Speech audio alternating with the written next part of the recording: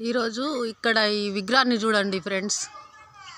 శ్రీకృష్ణుడు చిన్నప్పుడు ఒక సర్పాన్ని చంపి దాన్ని ఎన్ని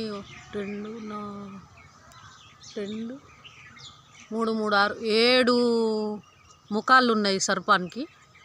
7 ముఖాల సర్పం పైన 7 తలల సర్పం పైన నాట్యం చేస్తూ తోకని చేతిలో పట్టుకొని నాట్యం చేస్తున్నాడు ఫ్రెండ్స్. చూడండి ఇక్కడ నాగినీలు ఇద్దరు ఉన్నారు ఈ అరుగు మీద. చుట్టూ కమలం పువ్వులాగా ఉంది ఈ అరుగు, బాగా పెద్దగా ఉంది. కానీ అరుగు మీద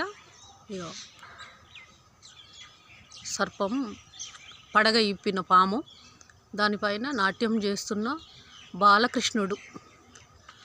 ఎంత బాగున్నాడో చూడండి ఫ్రెండ్స్, ఎంత మంచిగా నాట్యం చేస్తున్నాడో చేతిలో తోకను పట్టుకొని.